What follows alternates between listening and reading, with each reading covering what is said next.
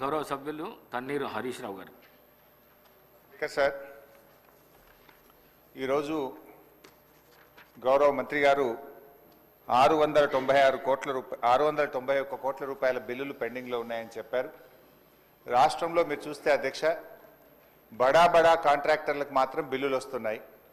చిన్న కాంట్రాక్టర్లకు ఇప్పుడు ఒక సంవత్సర కాలం నుంచి 691 కోట్ల రూపాయలు ఇవ్వకుండా సర్పంచులను, ఎంపీటీసీలను ఈ కాంగ్రెస్ ప్రభుత్వం గోసపుచ్చుకుంటా ఉంది అధ్యక్ష. చివరికి ఆ సర్పంచులు, ఎంపీటీసీలు గవర్నర్ గారిని కలిసి మొరబెట్టుకున్నారు, మంత్రుల్ని కలిసి మొరబెట్టుకున్నారు. చలో అసెంబ్లీ కార్యక్రమానికి వస్తే వాళ్ళను అరెస్ట్ చేసి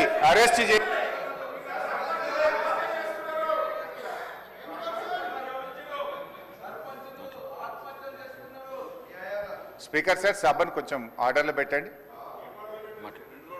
స్పీకర్ సార్, 2 రోజులు మొన్ననే ట్రైనింగ్ ఇచ్చింది, ఇదేనా సార్ ట్రైనింగ్? సార్ అధ్యక్ష, బీఆర్ఎస్ పాలనలో తెలంగాణ పల్లెలు అద్భుతంగా కేసీఆర్ గారి నాయకత్వంలో తీర్చిదిద్దబడ్డాయి. పల్లె ప్రగతి, పట్టణ ప్రగతి అనే కార్యక్రమం పెట్టి ప్రతి నెల పల్లె ప్రగతి కింద గ్రామాలకు 275 కోట్లు ఇచ్చాం, పట్టణ ప్రగతి కింద 150 కోట్ల రూపాయలు ఇచ్చాం.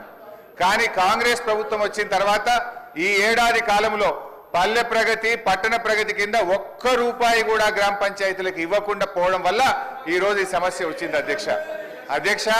ఇది నేను చెప్తున్నది కాదు, కేంద్ర ప్రభుత్వం చెప్పింది. దేశంలో ఉత్తమ గ్రామ పంచాయతీల అవార్డులు ప్రకటిస్తే టాప్ 20 అవార్డ్స్ లో 19 అవార్డులు తెలంగాణ రాష్ట్రానికి వచ్చాయి. 20లో 19 తెలంగాణకు తెచ్చిన ఘనత కేసీఆర్ గారిది, బీఆర్ఎస్ ప్రభుత్వాన్ని. సో ఆ రకంగా పల్లెలు చేశాం. ప్రతి గ్రామ పంచాయతీకి ట్రాక్టరు, ట్యాంకరు, ట్రాలీ, నర్సరీ, వైకుంఠధామము, డంప్ యార్డు పెట్టి తెలంగాణ పల్లెలు దేశానికి ఆదర్శంగా నిలిపిన ఘనత కేసీఆర్ది, బీఆర్ఎస్ పార్టీ. అధ్యక్ష, మేము గౌరవనీయులు మంత్రి గారిని కోరేది ఒక్కటే, ఇవాళ ఈ ప్రభుత్వం వచ్చిన తర్వాత ఎస్ఎఫ్సి నిధులు విడుదల కావట్లేదు. ఈజీఎస్ నిధులు కేంద్ర ప్రభుత్వం ఇచ్చినా డైవర్ట్ చేసినారు. 15th ఫైనాన్స్ కమిషన్ డబ్బులు కేంద్ర ప్రభుత్వం ఇస్తే డైవర్ట్ చేసినారు. జీపీ జనరల్ ఫండ్ కూడా వాళ్ళ డబ్బులు వాళ్ళు ఖర్చు పెట్టుకోవడానికి కూడా ఫైనాన్స్ నుంచి క్లియరెన్స్ ఇయ్యక, చెక్కులు పాసుగాక ఇవాళ సర్పంచులు ఆత్మహత్య చేసుకునేటువంటి పరిస్థితి వచ్చింది. అప్పులు చేసి బంగారం కుదబెట్టి పనిచేస్తే ఈ బిల్లులు ఇయ్యారు అధ్యక్ష.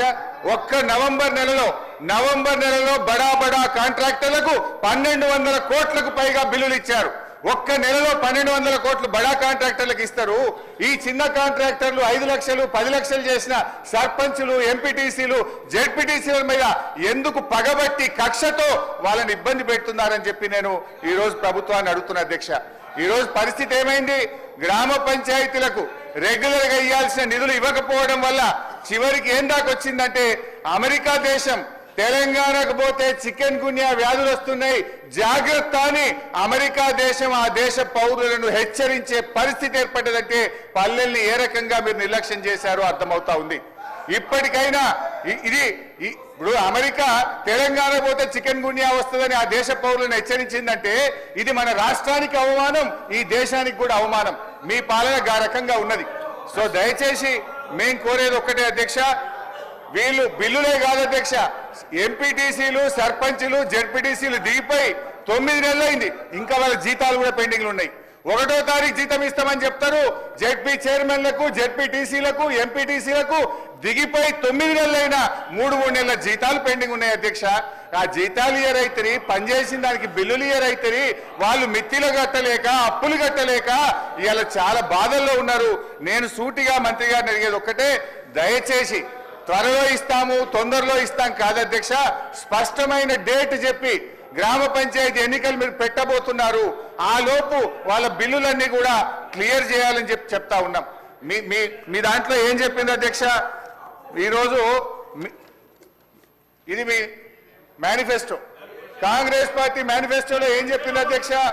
రాజీవ్ గాంధీ గారు తెచ్చిన 73, 74 రాజ్యాంగ సవరణ ప్రకారంగా మీరు గ్రామ పంచాయతీలను బలోపేతం చేస్తామన్నారు, నిధులు విడుదల చేస్తామన్నారు. కానీ మీరు అది ఏది కూడా చేయకుండా ఇవాళ మోసం చేస్తున్నారు. మాజీ సర్పంచ్లకు, మాజీ ఎంపీటీసీలకు పింఛన్లు ఇస్తామన్నారు, పింఛన్ మాట దేవుడు కానీ వచ్చే జీతం కూడా ఇస్తలేదు అధ్యక్ష. గా పింఛన్ కూడా ఎప్పటి నుంచి ఇస్తారో, జీతాలు ఎప్పటిలో క్లియర్ చేస్తారో, బిల్లులు ఎప్పటిలో క్లియర్ చేస్తారో స్పష్టంగా చెప్పాలని మీ ద్వారా అడుగుతా ఉన్నా. అబద్ధాలు సభను తప్పుదోవ పట్టించిన హరీష్ రావు గారికి నేను ఇస్తున్నా.